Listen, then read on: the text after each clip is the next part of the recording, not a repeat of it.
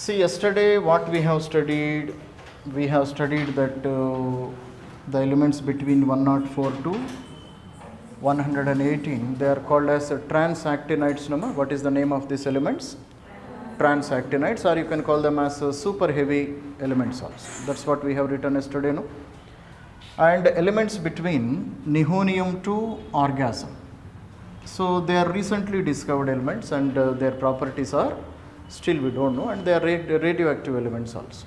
Are you able to understand? And which elements are radioactive, from which number they are radioactive? From atomic number 84, all of them they are radioactive elements. Clear, no? And the elements from 82 plumb up, from here almost all the elements they are unstable. Why they are unstable? Because what is meant by 82? 82 means what?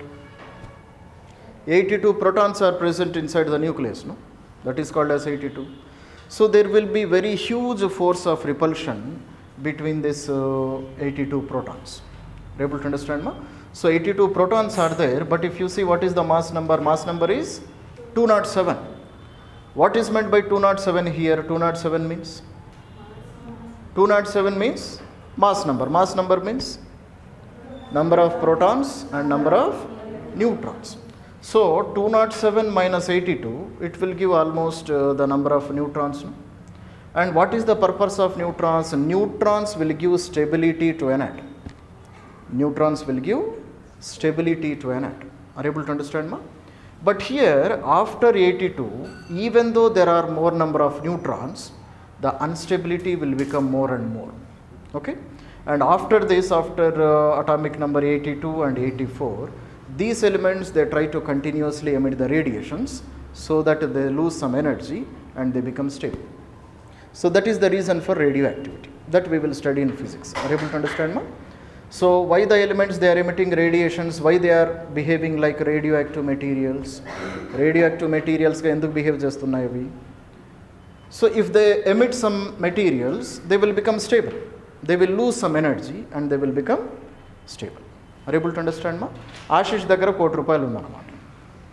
₹1 అంటే గమ్ము ఉంటాడు మనోడు, పొరపాటు కూడా స్కూల్కి రాడు. First point అర్థమవుతుంది కదా. ఇంకా చేయాల్సిన పనులన్నీ చేస్తాడు. ఆయన దగ్గర ఉండే డబ్బంతా పీకేసుకున్నాం అనుకోండి, మర్యాదగా స్కూల్ వస్తాడు. Same concept will be followed by these elements also. So these elements, they will lose energy, they will lose radiations, alpha, beta and gamma radiations. So if particles are lost, it means energy is also lost, no? So they will become some stable. So that is the reason for radioactivity. Are you able to understand? Now see, ma, here first of all we will discuss about metallic nature in the case of this periodic table. Clear, no, ma? So what happens to metallic nature is, clear, ma? So metallic nature, it decreases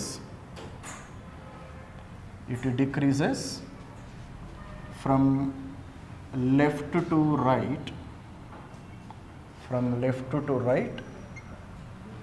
in a period. Are you able to understand, ma? So metallic nature, it decreases continuously from left side of the periodic table to right side of the periodic table. It means in a period. This is called a period, ma? So totally we have 7 periods. So in these periods, what happens to the metallic nature? Metallic nature continuously decreases. Are you able to understand? So therefore you can see these elements which are present on the left side of the periodic table, they are having very huge amount of metallic characteristics. Clear, no? And if you travel towards the right side, what happens to the metallic nature? Metallic nature continuously decreases. And if you see exactly on the opposite side of this periodic table, that is on the right side, so purely you will see only non-metals are present. And what are the examples of non-metals? Carbon, nitrogen, oxygen, fluorine, phosphorus, sulfur, chlorine, all of them they are behaving like non-metals. And what is the difference between metals and non-metals? Already we have studied in the previous topics. Are you able to understand, ma? So in between metals and non-metals, there are some intermediate elements which are called as metalloids. Are you able to understand, ma? And what is meant by metalloid? It is also called as a semi-metal. It is also called as a semi-metal. Are you able to understand, ma?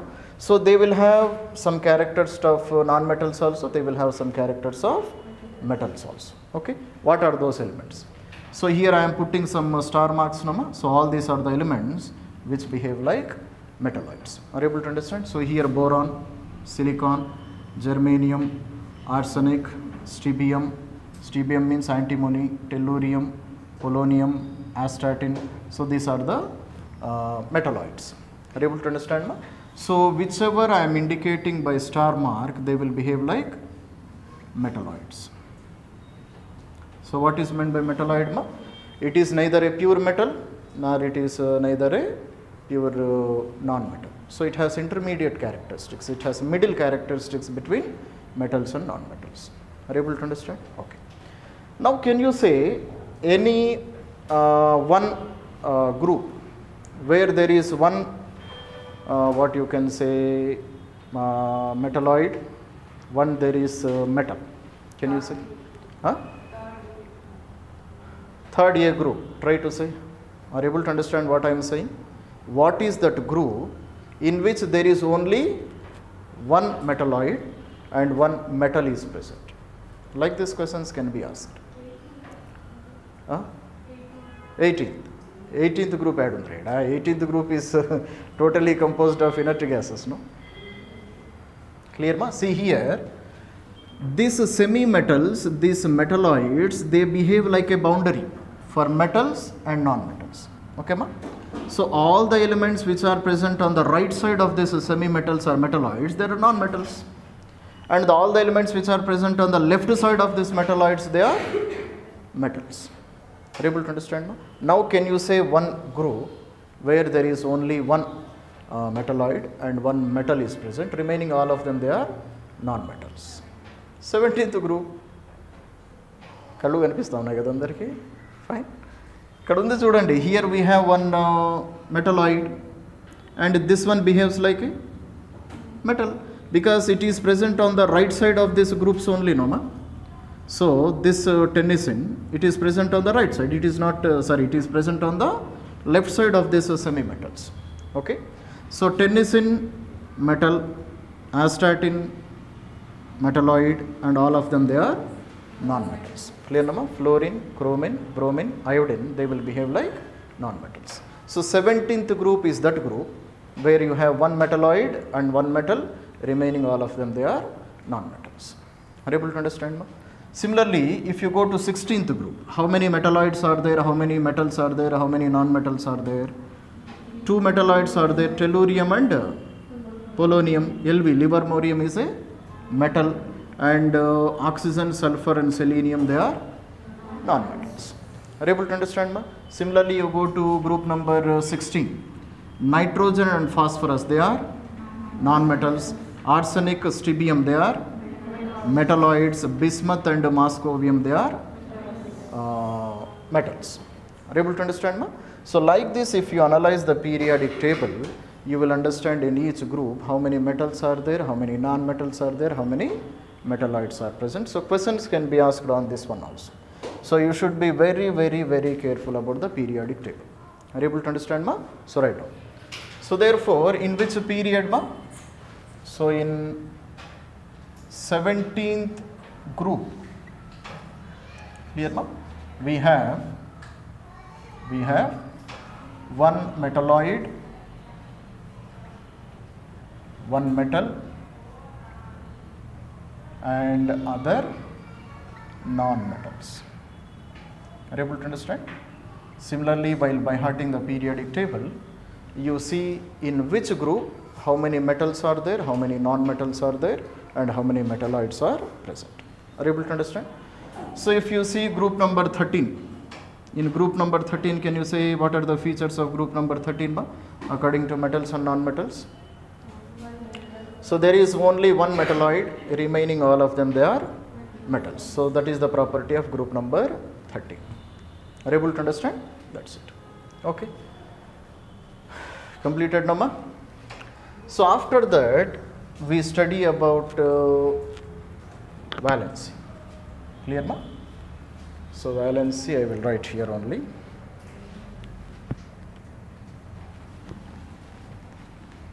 Board మీద ఉన్నవన్నీ మీరు రాసుకోవాలి. ఏది miss అయినా సరే అంతటితో concept miss అవుతారు మీరు. Okay, na? So then we study about valency. Clear, na? So what is meant by valency? Previously you should have studied, no? Valency means what? Combining capacity of an element with another element is called as valence. Are you able to understand? Combining capacity, that is the ability to form bonds, is called as valence. So write down.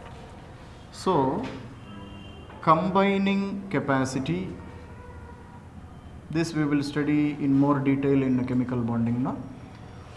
Combining capacity of element is called as valence. So this combining capacity depends on what? This valency depends on what, ma? It depends on number of number of electrons which are present in the outermost orbital. Okay, ma? Outermost shell you can call. So which electrons take place in chemical bonding, ma? Chemical bonding lo participate chese electrons same. Which elements? Which electrons? Electrons which are present only in the outermost shell. So the number of electrons which are present in the outermost shell, they will form bonds. Clear, ma? And that number of electrons in the outermost shell will decide the valency of a particular element. Are you able to understand? Okay. Now, in a period,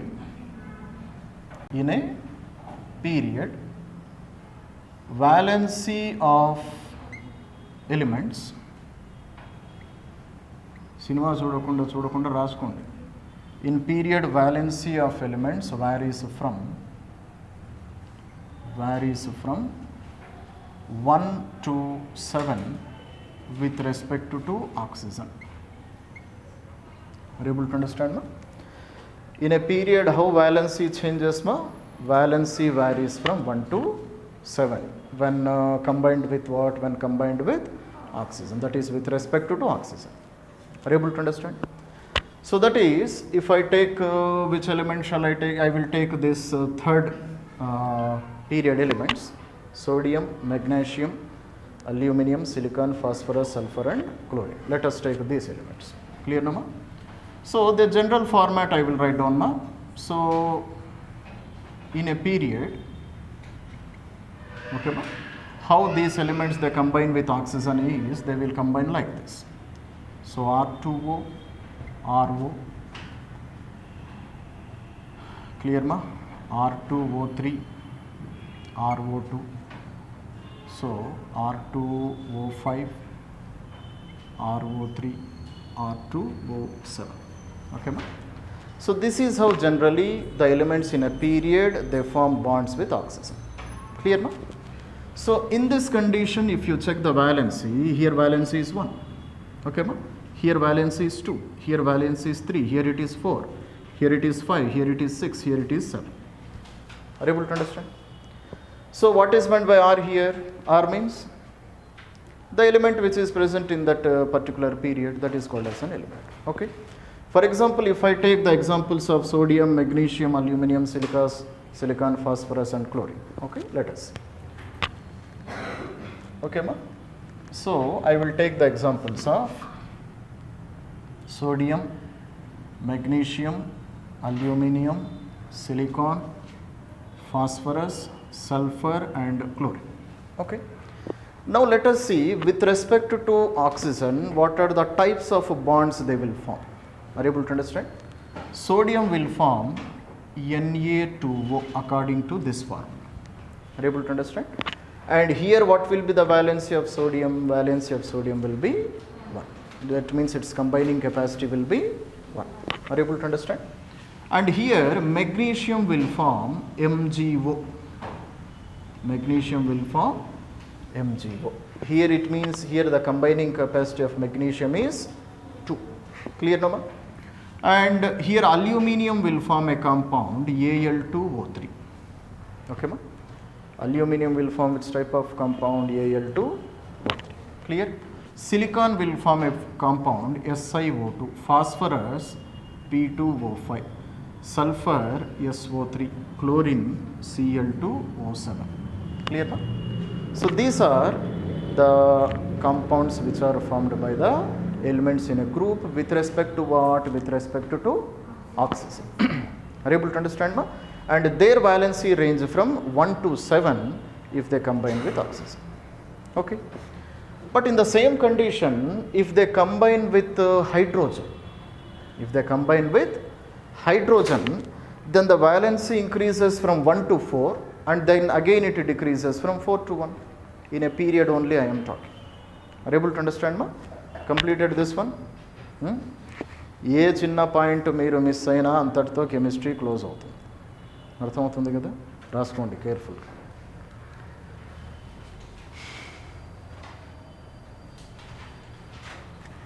Completed, all of you? So with respect to oxygen, their valencies are increasing from 1 to 7 continuously. Are you able to understand? Now here I will write down. Okay, ma? So if they are combining with hydrogen, where shall I write? I will write here. If elements in a period combine with what? Combine with the hydrogen. Clear, ma? Then valency increases from 1 to 4 and then from 4 to 1. Okay, ma? 1 to 4 and 4 to 1. Okay. I will write one example. Example is how valency changes with respect to hydrogen, that is if they are combining with hydrogen. Then it is RH, clear, ma? RH2, RH4, RH3, clear, ma? RH4, then it is followed by again RH3, RH2 and finally RH1. Clear, ma? Valency of first one is 1, 2, 3, 4. 3, 2, 1. Okay. So this is how valency changes if the elements in a period, if they combine with hydrogen. Are you able to understand? So these are some of the important properties which you have to remember. Clear, Nama? Okay. Fine.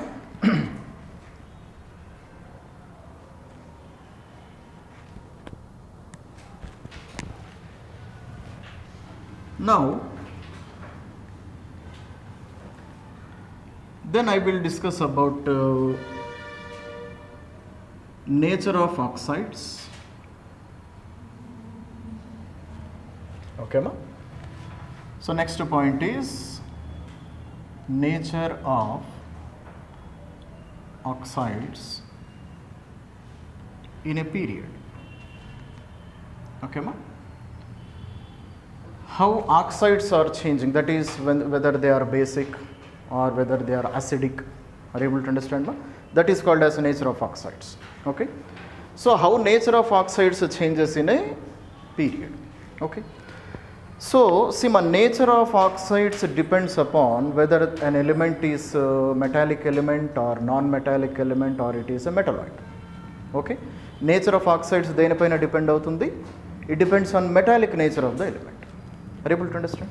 So what we have studied about metallic nature, we have studied that metallic nature continuously decreases, no ma? Metallic nature decreases in a period from left to right. So this direction always indicates we are starting from the left side of the periodic table and we are traveling towards the right side of the periodic table. So if I travel from left to right, what is happening to the metallic nature? Metallic nature, it is decreasing. Are you able to understand, ma? So metals tend to form basic oxides. Okay, ma? So metals generally they form which kind of oxides, ma? They form basic oxides which are more basic in nature. We have two types of oxides, no? Acidic oxides are also present, basic oxides are also present. which behaves like bases and which behaves like acids. Are you able to understand? So metals always from what kind of bases, what kind of oxides they will form? Always they will form basic oxides. Are you able to understand? Now can you say these are the different oxides which we have written, Noma, according to valency? These are oxides only, no? They have reacted with oxygen and oxides are created. Now can you say out of them which are more basic, which are more acidic and which are in the middle? Can you say?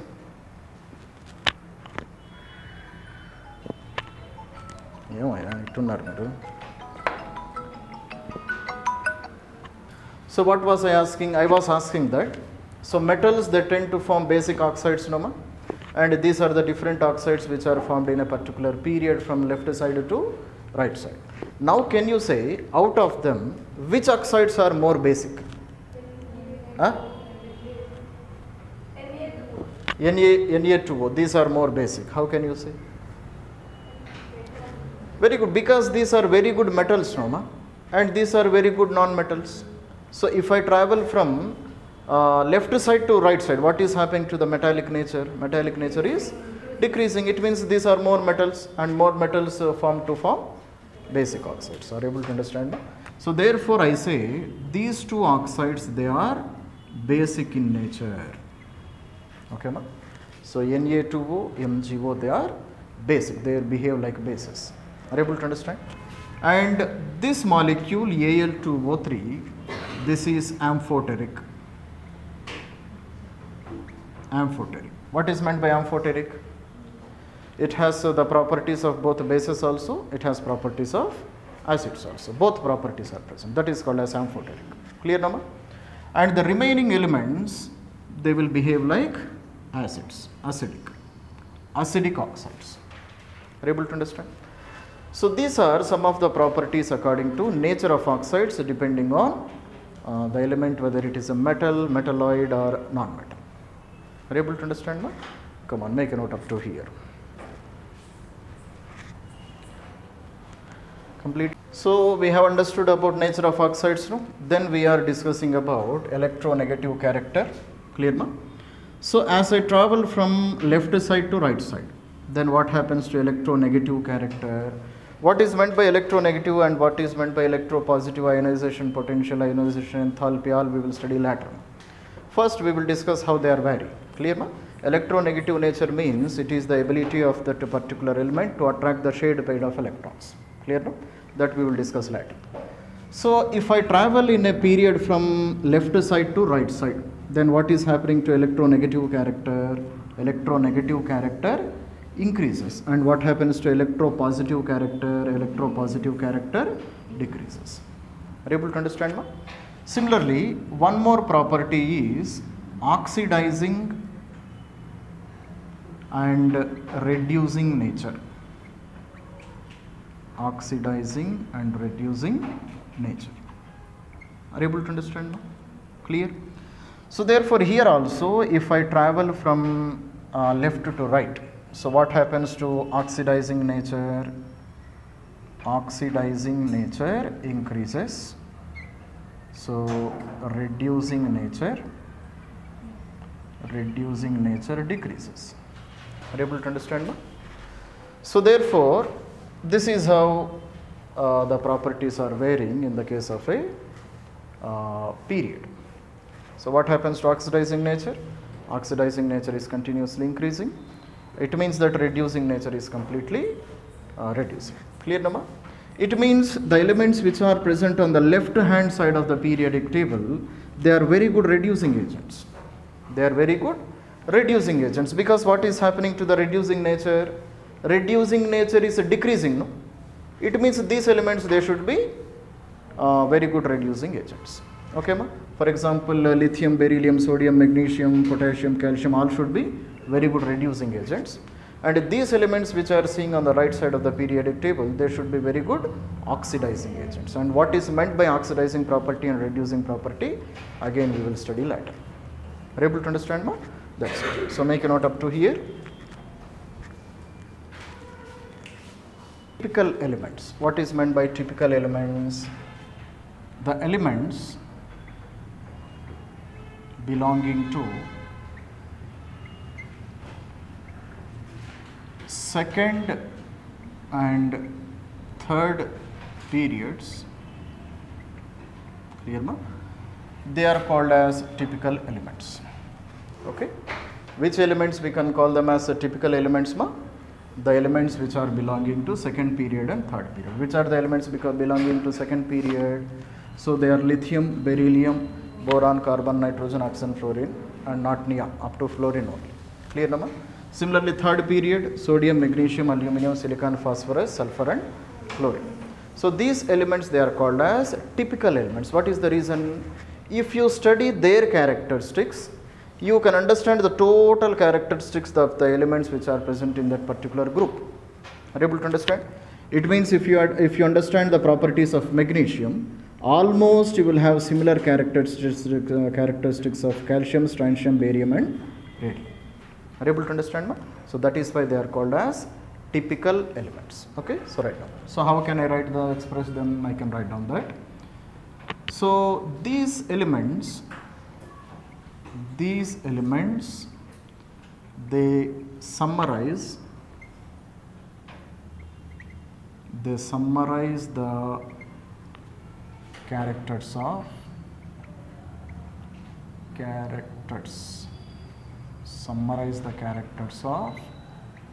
elements of their respective groups.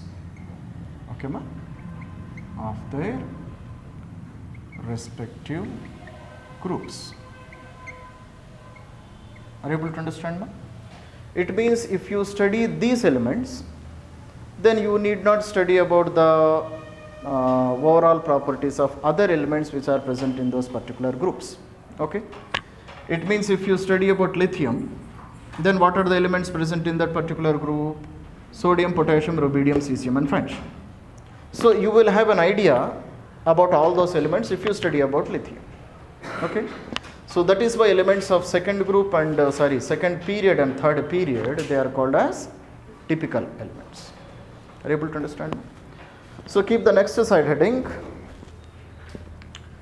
bridge elements. Okay ma? So we are studying a bit deeply ma, so that we understand the overall characteristics of these elements. So next property which we are studying is bridge elements. Okay ma? So what is meant by bridge elements? Elements belonging to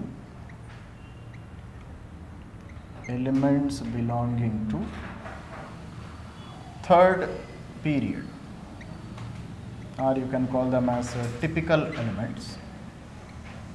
They are called as bridge elements.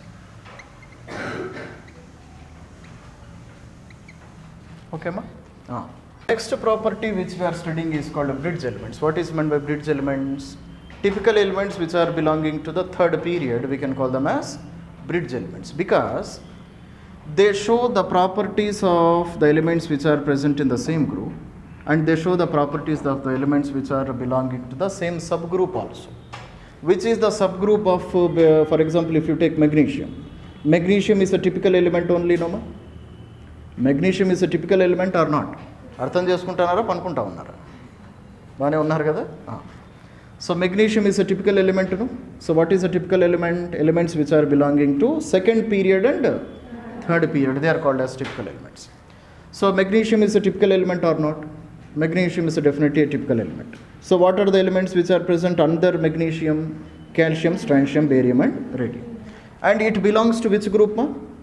It belongs to 2A group. 2A group. Clear ma? And which is the subgroup of 2A? Subgroup of 2A is this one, no? This is called 2B. Clear na ma? So this magnesium, it not only shows the characteristics of the elements which are present in the same group, but it will show the characteristics of the elements which are present in its subgroup also.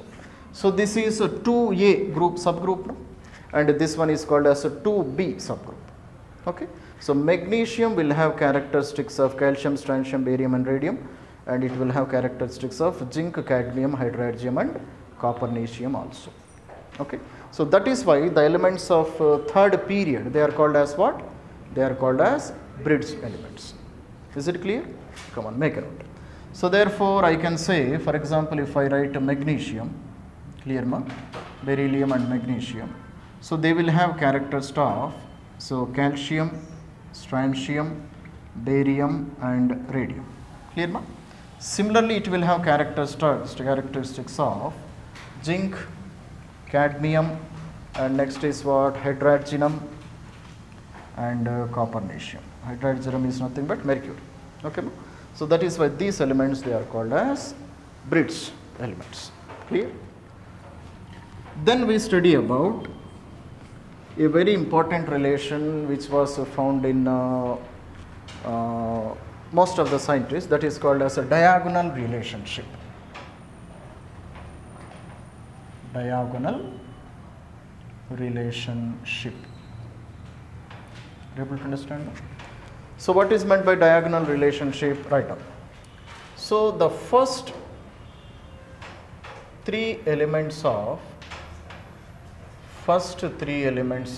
second period not only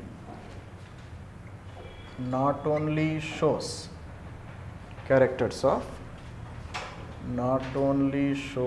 characteristics of their own groups,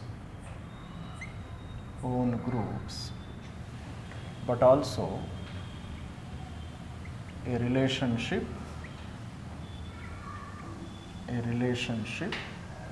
with diagonal elements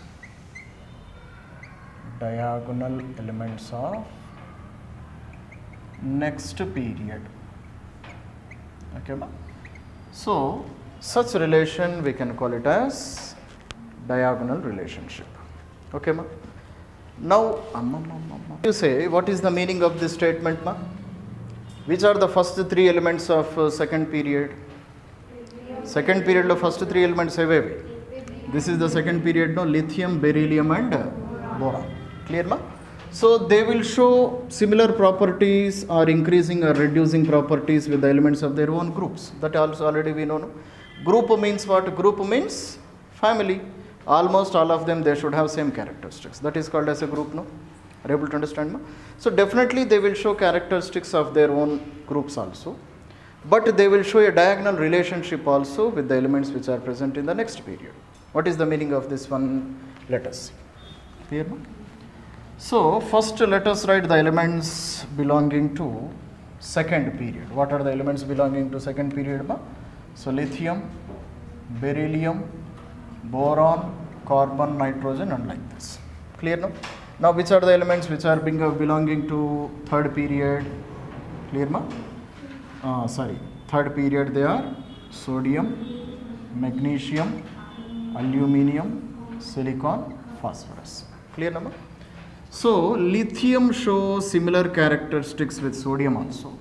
It will show similar characteristics with magnesium also. Clear? This is called as a diagonal relationship. It is in diagonal form, no? That is why it is called diagonal relationship. Similarly, beryllium shows similar characteristics with aluminium. Clear, no? Boron shows similar characteristics with silicon. And we know that boron and silicon both are semi-metals, no? Boron and silicon, both of them, they are metalloids. Are you able to understand? Ma? So this relation we can call it as, what can you call it as? Diagonal relationship. Is it clear? Okay. So after this, we will discuss about some of the advantages of modern periodic table. Okay, ma? Modern periodic table, you can call it as the long form of periodic table also. What are the advantages we have achieved by writing this table? Clear, ma? First property is classification of elements. First advantage is classification of elements. Okay, ma? So what is the advantage of this one? 118 elements we have grouped into 18 columns. That's all, no? 118 elements we are able to place them under 18 columns, this is the biggest achievement. Are you able to understand? So that is first achievement of writing this modern periodic table. And what is the advantage of column? Column is a family, no? So by studying about property of one element, we can understand the properties of remaining elements also which are present in that particular group. Are you able to understand? So that is the first advantages of classification. Okay. Second one,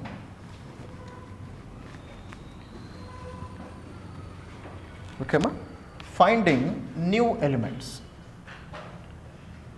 Finding new elements. So it was helpful for us to find out some new elements. Clear, ma?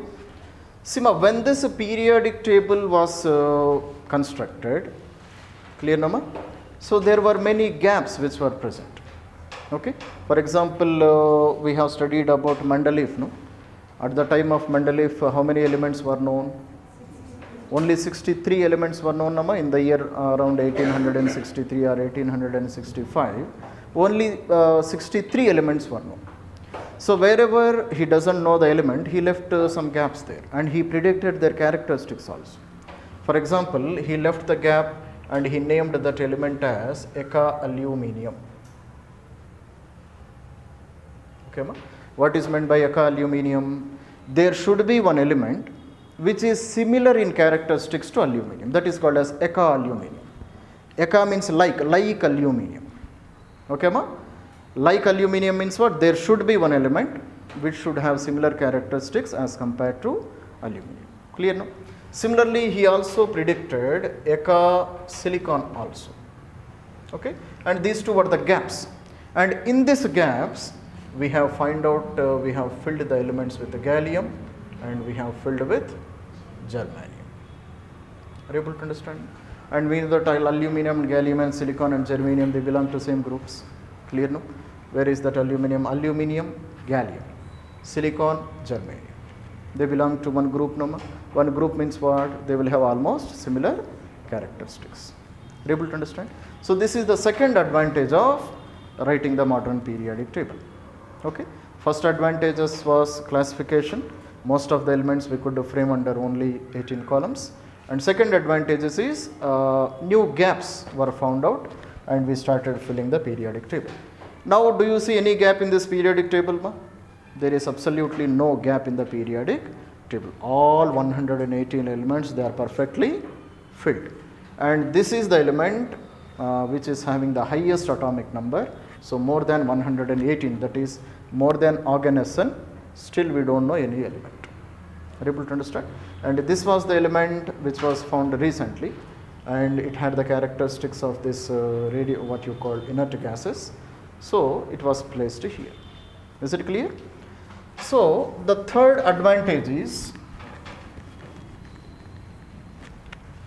correcting the atomic masses. Correcting the atomic masses. Are you able to understand, ma? So previously we calculated atomic masses a bit faultily. Faulty calculation we have done. Example is beryllium. Okay, ma? So now what is the atomic mass of beryllium? But it was not that one previously. We had calculated the atomic mass of beryllium in a faulty manner. Now after writing this periodic table, what we have done, we have formulated an equation.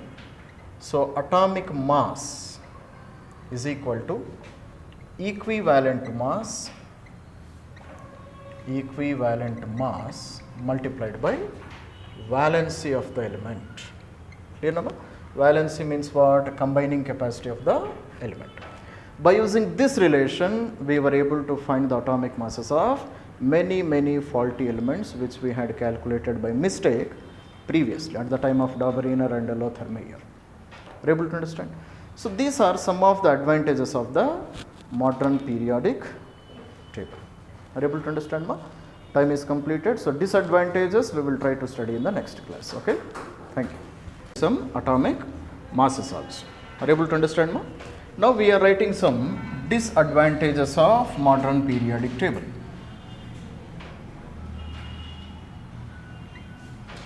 Disadvantages of modern periodic table. Okay, ma?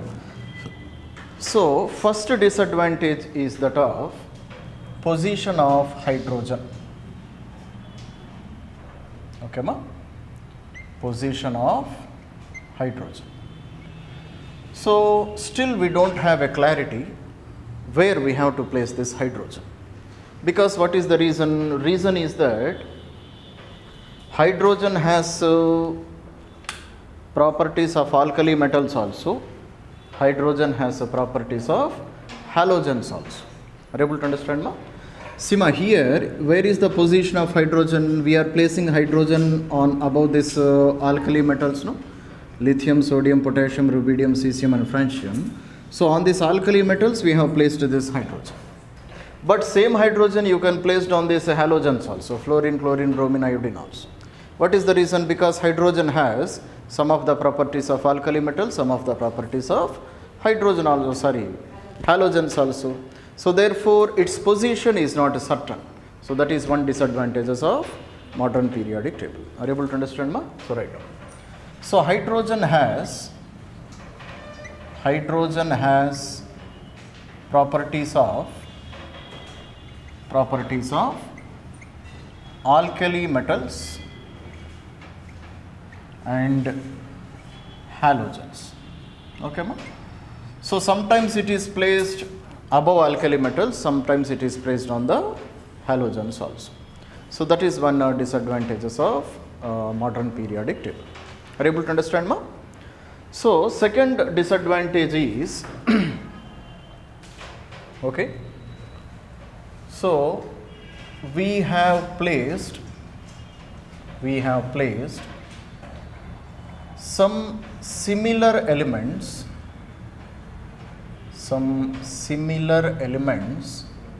in different groups. Okay, ma? So this is another disadvantage of modern periodic table. So some of the similar elements, they were placed under different groups. So examples of such elements are, see ma here. So barium and next one is plumbum. Clear, no, ma? So these two elements, they are very similar elements in terms of properties. In terms of chemical properties, barium and plumbum, they are very close to each other. But still they are separated in different groups. Are you able to understand, ma? Similarly, this is silver, argentinum and thallium. Are you able to understand? Argentinum and argentium means what? Silver. Silver and thallium, they are also having almost similar properties, but they are placed under different groups. So this is one disadvantage of modern periodic table. Are you able to understand? So write down. So which elements are similar, ma? Barium, plumbum. Plumbum means lead. Clear, no, ma?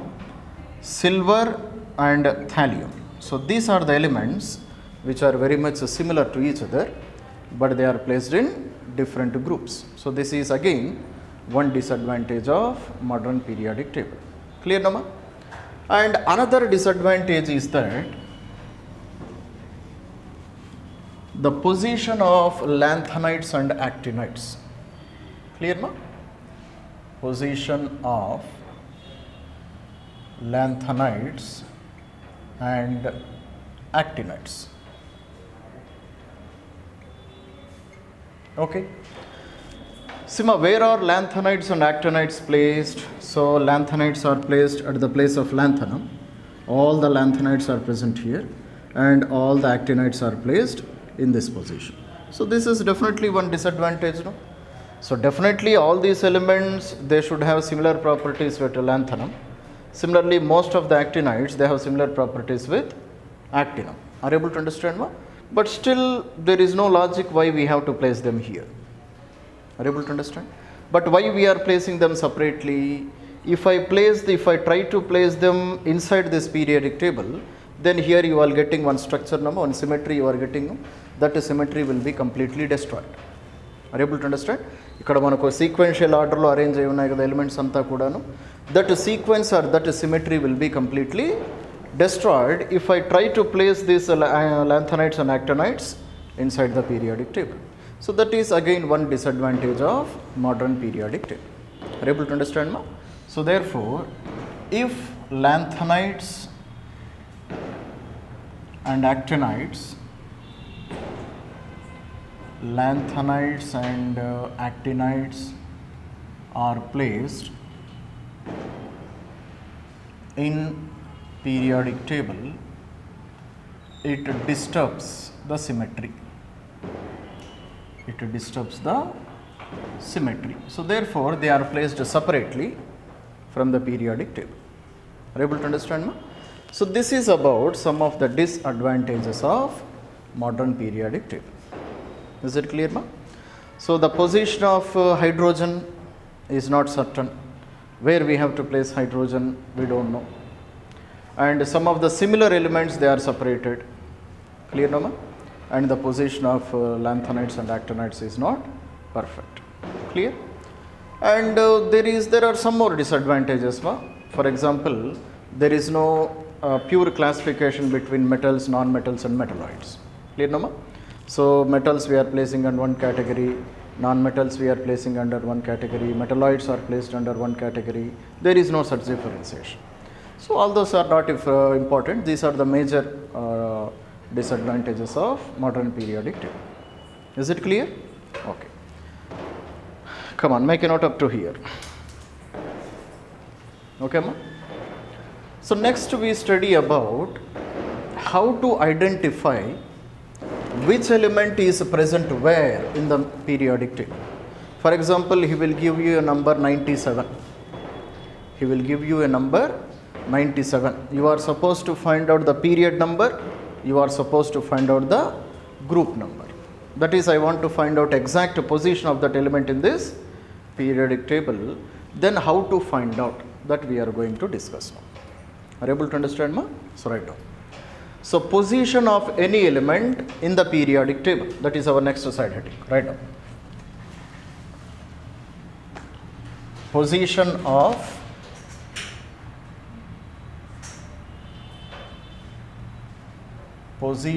of any element, clear ma, in modern periodic table.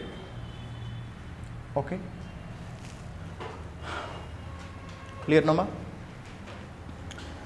First of all, if I want to calculate or if I want to find the block of element, what is meant by block of the element, ma? Block of the element means what? See, ma, total modern periodic table, we divide them into 4 blocks. Total modern periodic table, we divide into how many blocks? We divide them into 4 blocks. Clear, na, ma? So this first group and second group, they constitute S block. Okay, ma? So hydrogen, lithium, sodium, potassium, rubidium, cesium and francium, beryllium, magnesium, calcium, strontium, barium and radium, they belong to which group? They belong to S block. Are you able to understand, ma? Because the configuration of all these elements is NS1 and the configuration, outer electronic configuration of all these elements is NS2. So therefore, this total block, it belongs to S block. This total we can call it as S block. Clear, ma? Then the elements starting from here, that is scandium 2 and ending up to here copernicium. Okay, ma? All these elements, they belong to D block. D block elements. Are you able to understand? And all these elements starting from boron to argon SN, all these elements we call them as P block elements. Clear, ma? So all these elements you can call them as P block elements. And all these lanthanides and actinides, they belong to F block elements.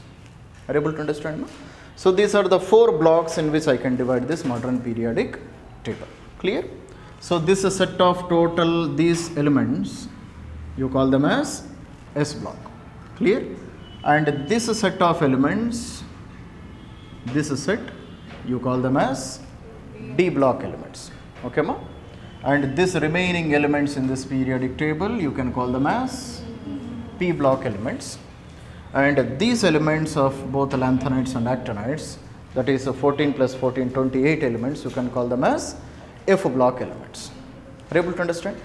Now can you say why I call this one as S block, why I call this one as a D block, why I call them as P block, why I call this one as F block? Can you say anybody?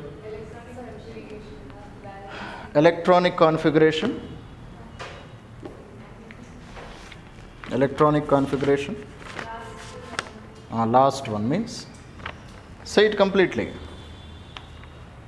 Correct. Here, the differentiating electron decides the block of the element. This is the point which you should remember. Okay, ma? Write down the statement. What is the statement here? I have to write. Note point is that the differentiating electron decides the block of the element. Okay, ma? Now can you say what is meant by differentiating electron, ma? Differentiating electron ante? Differentiating electron means what? Last electron. The last electron which enters into the orbit while that element is formed, that is called as a differentiating electron. So if a differentiating electron is entering into S block or S subshell, then that element belongs to S block. If last electron, if it is entering to D subshell, then that element belongs to D block. If last electron is entering into P subshell, then that element belongs to P block. And similarly, the last electron is nothing but differentiating electron. If it is entering into F subshell, then that element belongs to F block. That's all, very simple. Are you able to understand, ma? For example, let us see some examples to understand what is the meaning of this one. First of all, you write down. What shall we write down here? Okay, ma? If last electron is nothing but differentiating electron, enters P subshell, then element will be in lithium. This is lithium, no? This belongs to which group? This belongs to alkali group. Are you able to understand? So what is the atomic number of lithium? 3. So how can you arrange these 3 electrons? 3 means what? 3 protons are there, 3 electrons are there. That is the meaning of 3, no? Now 3 electrons, how can I accommodate in different groups, different shells and subshells? So first shell contains only S subshell, no, ma? So 1s2. Then how many electrons are left? 1 electron. That electron goes into second shell. So I can write 2, and the first subshell with I will encounter is S. So 2s1. So last electron is which one? This is the last electron, no? Last electron is entering into which subshell? S subshell. So that is why it belongs to S block. Are you able to understand? Very simple. Now you take the example of magnesium. What is the atomic number of magnesium? 12. So try to arrange 12 electrons. Come on. 12 electrons arrange according to Aufbau principle. So 1s2, 2s2, 2p6, 3s2. That's all, no? This is how I arrange, no? 1s2, 2s2. Then second shell, it will have 2 subshells, no, ma? S also there, P is also there. But still, I have 2 more electrons to accommodate, because total 12 electrons, no? So 2 plus 2, 4, 4 plus 6, 10. But its atomic number is 12. So next 2 electrons will enter into which shell? S subshell, that is third shell. And in third shell, which is the first subshell? S subshell. S subshell can accommodate how many electrons? 2 electrons. So 2 electrons are filled here. Are you able to understand, ma? So again, last electron is enter into S subshell only, no? So therefore, magnesium also belongs to S subshell. Are you able to understand, ma? Then you take, for example, you take copper. Okay? Copper. So what is the atomic number of copper? 29. So try to arrange the 29 elements. 29 elements ni arrange cheyandi. So 1s2, 2s2, 2p6, 3s2, 3p6, 4s2, 3d, 9, 3d9. Are you able to understand, ma? So see how many elements ma totally? 6, 18, 20, 29. Are you able to understand? So this is how 29 elements I can arrange them. Are you able to understand? And the last electron is entering into which subshell? D subshell. See ma, after 3p I am not writing 3d. First I am completing 4s, then I am going to 3d. Are you able to understand? Because when you compare the energy level of 4s energy is less when compared to 3d according to Aufbau principle. So already we have studied n plus L rule, no ma? According to n plus rule, the energy of 3d is greater than energy of 4s. So first of all I am writing 4s, then I am writing 3d. Aufbau principle, Euler's diagram yesterday we have drawn, no? According to that only we have write the electronic configuration. So last electron is entering into D subshell. So all these elements, the last electron enters into D subshell. So that is why they are called as D block elements. Are you able to understand? Similarly, all the differentiating electron or the last electron, when it enters into P subshell, they belong to P block. Last electron enters into F subshell, it is called F block element. Are you able to understand, ma?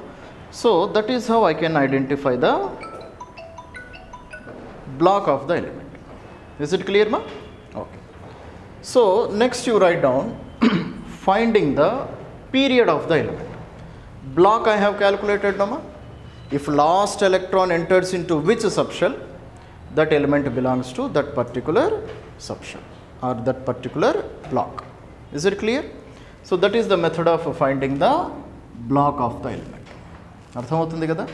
Last electron ఏ సబ్షెల్లోకి వెళితే ఆ element ఆ particular బ్లాక్కు చెందింది. First point. Is it clear? Next right now. Next I want to find out period of the element. Okay, ma? I want to find out what? I want to find out period of the element. Are you able to understand, ma? So totally how many periods are there? 7 periods are there. So 1, 2, 3, 4, 5, 6, 7 periods are there total. So how can I calculate a period of an element? For example, if you take potassium, atomic number is 90. How can you say that it belongs to 1, 2, 3, 4? Fourth period, how can you say? This fourth period is సంబంధించిన ఎలిమెంటే కదా. Period number 1, period number 2, period number 3, and this is a period number 4. So if I take potassium, I can say it belongs to fourth period.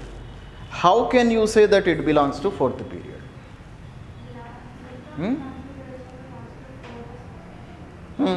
4s వస్తే shell number. Sima, the number of shells present in a particular element that decides its period number. Okay, number of shells is nothing but the number of the period. Okay. Sima, if you take hydrogen, hydrogen has only one shell. Hydrogen has only one shell. So that is why it is placed in the first period. Are you able to understand, ma? Lithium has 2 shells. That is why it is placed in the second period. Are you able to understand? Sodium has 3 shells. Shell number 1, shell number 2, shell number 3. Shells you can call them as orbits also, no? It means electrons are rotating in 3 orbits. First orbit, second orbit, electrons are rotating in third orbit also. Similarly, if you take potassium and calcium, are you able to understand?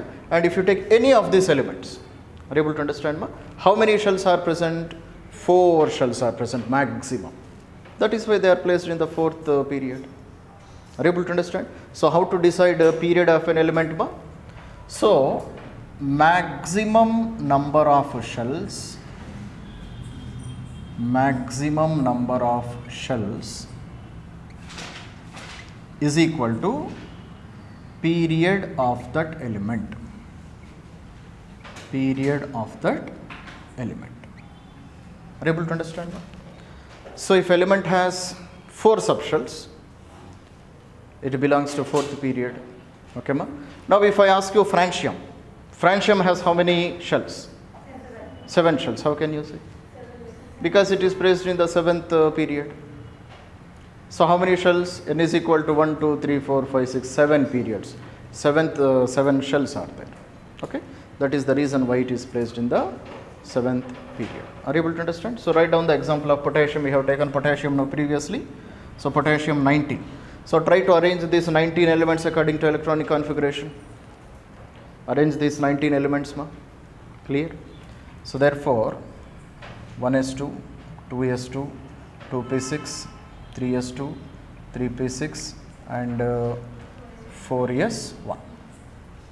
Clear now? So how many shells? First shell, second shell, third shell, fourth shell. 4 shells are there. That is why element is placed in 4th shell. Sorry, 4th period. Are you able to understand?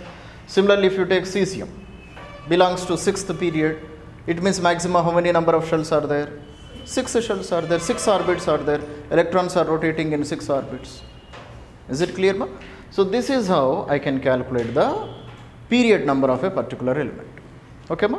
So until now we have calculated 2 conditions. Now how to find out block of an element, then how to find out period of an element. Block ela find out chestamo? Just you find out the last electron is entering into which subshell. Are you able to understand? That subshell, if it is entering into S subshell, that period, that element belongs to S block. Are you able to understand, ma? That's it.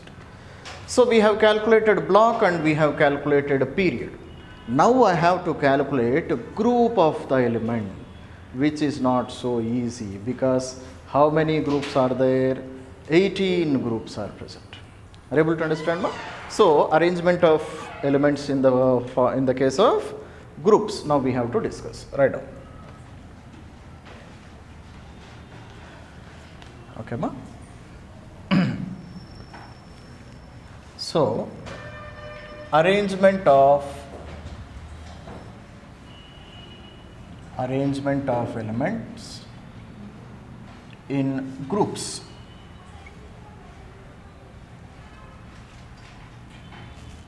Are you able to understand? Sima. Case number 1. So there are some cases. We have to understand each case very carefully. Otherwise we cannot identify they belong to which group. Clear, ma? Case number 1. So what is case number 1? If the outermost shell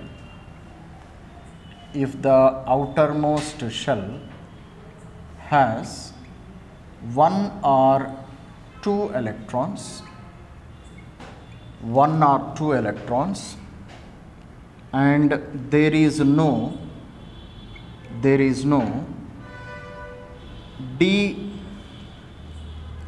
there are no electrons in D subshell of penultimate shell,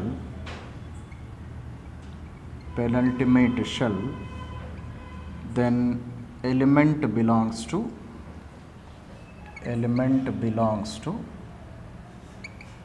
first group or second group,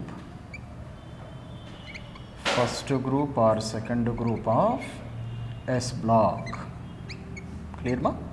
So this is my case number 1. What is the case number 1 we have written, ma? See carefully. So if a shell if outermost shell, what is meant by outermost shell? For example, if you take sodium belongs to which period, ma? 3rd period, no? It means how many shells are possible? 3 shells are possible. Clear, no? 3 shells means outermost shell, 3rd shell. Outermost shell is nothing but 3rd shell. So in the outermost shell, either 1 electron or 2 electrons should be present. and in the penultimate shell and in the D subshell there should not be any electrons. This is the condition.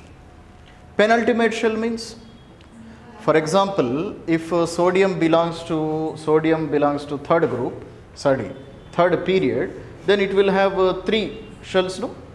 Then which is called penultimate shell? Second shell. Last but one shell is called as penultimate shell.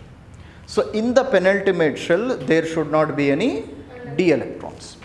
There should not be electrons in the D subshell. Then that particular element belongs to S block, and if its electronic configuration is NS1, it belongs to first group, and if its electronic configuration is NS2, of the outermost shell, then it is second group. Are you able to understand, ma? So say what are the conditions?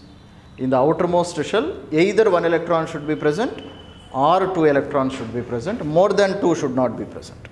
Are you able to understand, ma? And in the next but one shell, last but one shell, in the D subshell, there should not be any electrons. Then that element belongs to S block. In S block, how many columns are there? Only 2 columns. So if general electronic configuration, outer electronic configuration is NS1, it belongs to first group. If outer electronic configuration is NS2, it belongs to second group. That's it. Okay. Now let us try to understand this one by taking one example. Clear, nama? Okay, example తీసుకొని దీన్ని మనము try చేద్దాం. This example only you can take. Sima, magnesium. What is magnesium atomic number? 12. And this is the configuration of magnesium, no? So 1s1, 2s2, 2p6 and finally 3s2. So in the outermost shell, which is the outermost shell? Outermost shell, third shell. Third shell is the outermost shell. Clear, nama? In third shell, how many electrons are present? 2 electrons are present. Which is the last but one shell? Second shell. Last but one shell is second shell. In second shell, are there any d orbitals? No. So definitely this element belongs to S block. This element belongs to S block. And what is the outermost electronic configuration? NS2. So therefore it belongs to second group. That is the meaning of this statement. అర్థమవుతుందా ఎలా చేస్తున్నాము? వినాలి. Listen very carefully, otherwise you cannot understand this one. Clear? Chemistry అర్థం చేసుకోవటము చాలా easy. అర్థమవుతుంది కదమ్మా? కానీ మీకు అర్థం కాలేదనుకోండి ఏదన్నా చిన్న పాయింట్, ఇంకా అది మీకు మళ్ళీ ఎవరన్నా క్లియర్ చేసినంత వరకు కూడా you cannot understand. So listen very carefully.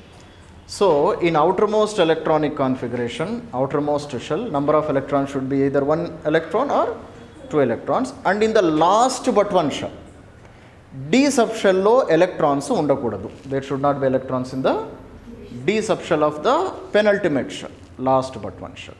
Then definitely it belongs to S block. And if outermost electronic configuration, if it is NS1, it belongs to first group. If it is NS2, it belongs to the second group. So the outermost electronic configuration NS2 form lo undi kada. So that is the reason why it is present in the second group. Are you able to understand, ma? Take some more example. So you do one thing. So you write down the atomic number of rubidium, ma. Configuration of rubidium rayandi.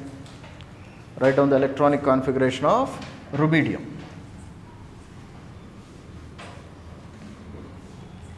Come on. 3s2, 2p6, 3s2, 3p6, 4s2, 3d10, 4p6 and 5s1. Are you able to understand, ma? How we have written this format? Aufbau principle. Electronic configuration must be according to Aufbau principle. How to identify Aufbau principle? Euler's diagram is there. Okay, ma? By writing the Euler's diagram only, you have to understand the electronic configuration. Clear, ma? Now, so which is the outermost shell? Outermost shell. Subshell adgadilladaka subbaka. Shell. Fifth shell is the outermost shell. In outermost shell, how many electrons are there? Only 1 electron. Fifth shell, only 1 electron is there, no ma? Which is the penultimate shell? Fourth shell is the penultimate shell. So in fourth shell, is there any D subshell? 4s2, 4p6. D subshell is not at all present, no? So it means definitely this element belongs to S block. Are you able to understand? And what is the outermost electronic configuration? NS1. So therefore it belongs to first group. That's it. Is it clear, ma? So you can do experiments on all these elements. Always you will get the same result. Fine? That's it. So this is our case number 1. So write down case number 2.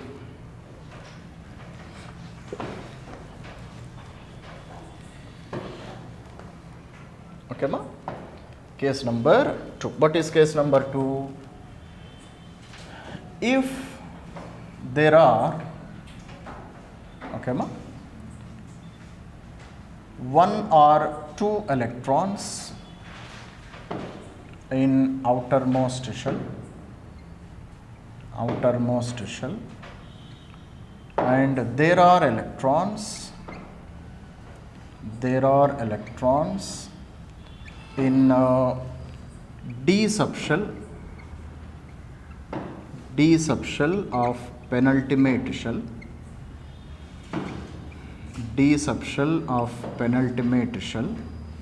then it belongs to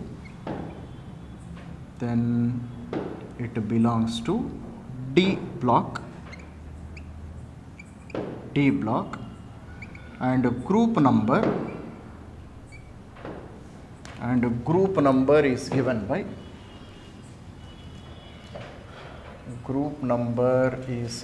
by clear, ma? Number of electrons in outermost shell,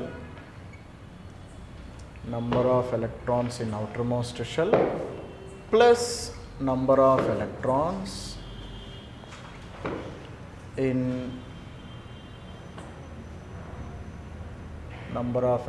in D subshell of penultimate shell.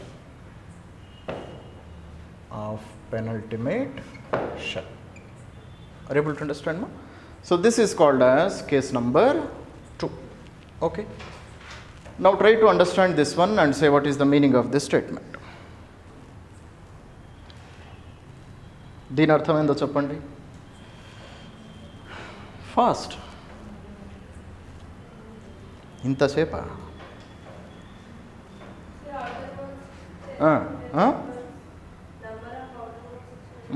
In outermost shell, how many electrons should be present?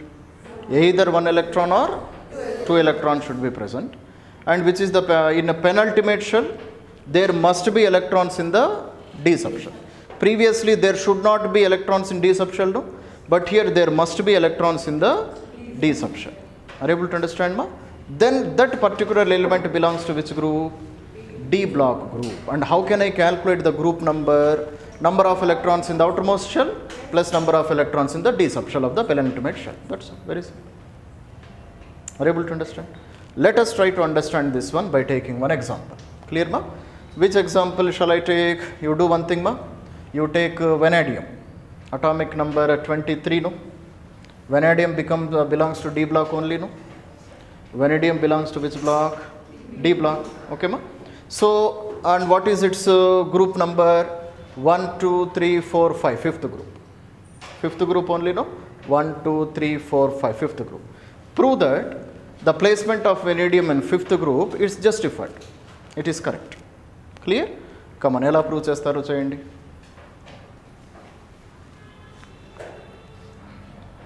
So read this statement properly and prove that our statement is correct. 3D? 3D3. How many electrons are there in D subshell? 3 electrons. Outermost shell. 5 electrons. Outermost shell lo 5 unnaya? 3 I want to prove that this belongs to fifth group. That is justified. That is what I want. Prove అయిందా లేదా అది నాకు కావాలి. Sima. Vanadium atomic number 23. Write down the electronic configuration. 1s2, 2s2, 2p6, 3s2, 3p6. Clear, no ma? So total how many? 20. Then 4s, 2, 3p, 1. 3p1 na 3p3 na? 3p6. So 3p6. 10, 18, 20, 23, 3p3. Sorry, 3d3. Now it is satisfied, no? Are you able to understand, ma? Okay. Now here, which is the outermost shell? Outermost shell. Outermost shell is the fourth shell, no? ఎన్ని shells ఒరే నేను చచ్చిపోతాను. Number of orbits I am asking. Shell means number of orbit. Maximum number of orbits are how many? 4 orbits. Fourth subshell ఉంది కదా ఇక్కడ. So 4 orbits. Clear ma? How many electrons are present in outermost orbit? 5. Outermost orbit is 4th orbit. In 4th orbit I have 2 electrons. Satisfied? So they are 1 or 2 only, no? 1 is there or 2 is there. Clear, Nama? And which is the penultimate shell?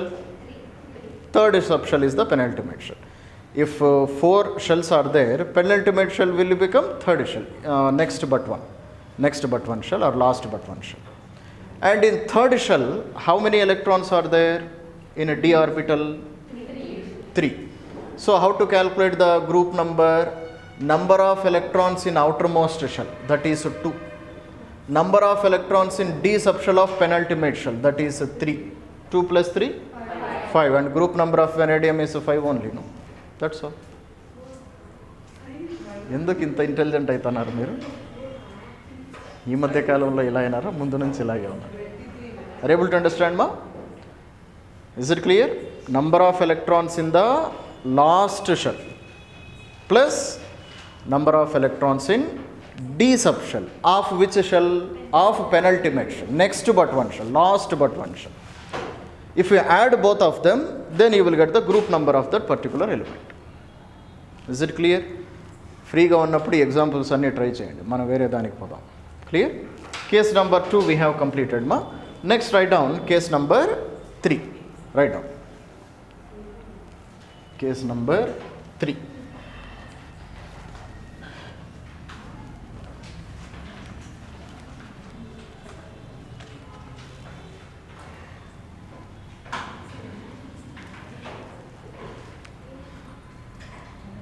Case number 3. Clear, ma? Write down. If there are 3 or more electrons, 3 or more electrons in outermost shell,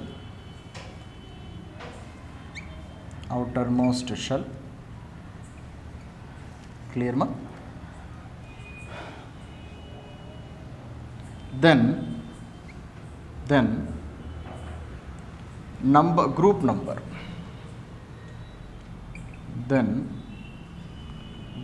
number should be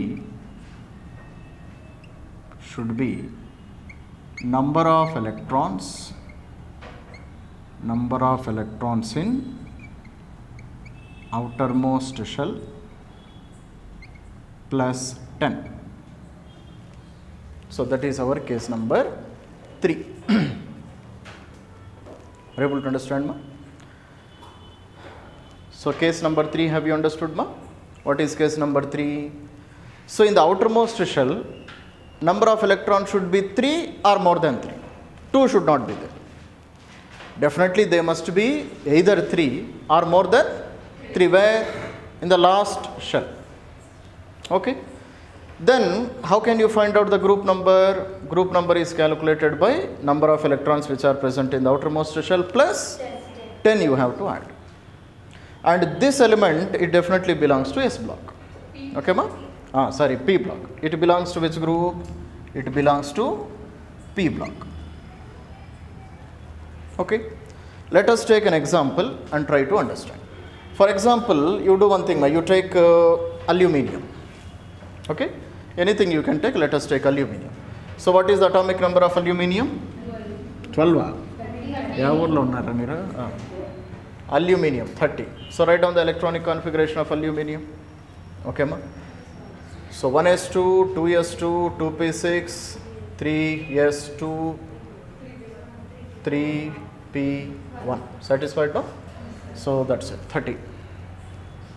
Clear? So therefore, which is the outermost shell? Third shell. Third shell is the outermost shell. How many electrons are there? Outermost subshell, I am not saying outermost shell. So 2 plus 1, 3 electrons are present. Third shell, and there are 2 subshells. S also belong to third shell only. P also belongs to third shell. They are subshells. So in S subshell, 2 electrons. P subshell, 1 electron. So totally how many? 3 electrons are present in the outermost shell. Are you able to understand, ma? Then how can I calculate group number? Group number is number of electrons in outermost shell plus 10. So total how much? 13, that's all. So count the number of this one, 13 only, no? Okay, ma? So 1, 2, 3, 12, 13. Clear, no? So it belongs to 13th group. Is it clear, ma? So this is how I have to find out the exact position of element based on these conditions. Group number finding is a bit, we have conditions, but to find out block, just to find out the last electron is entering into which block, which subshell, that belongs to the block of that particular element. Clear, ma? And simply if you want to find out the period of that one, so find out how many shells are present.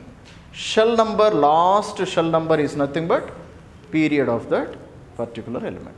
But to calculate groups, there are 3 cases, and if you understand these 3 cases properly, you can identify the position of that particular element anywhere in the periodic table. Fine, ma? That's all very simple. Clear, no? And lanthanides and actinides are also very simple, no? 4F elements, all the 4F elements are present as lanthanides. All the 5F elements, they are present as actinides. Clear, no, ma? So if you have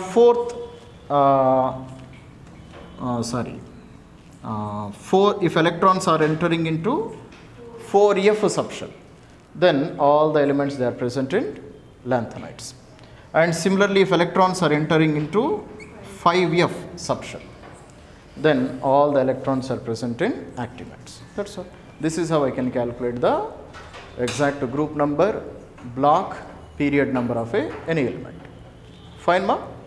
So many times questions were asked on this discussion in the previous mains and NEET examinations. Ma? Clear? So you should be very clear about this one. Fine? Okay. Now let us study the next concept, which is called as, now there is no need of periodic table. We will rub this periodic table.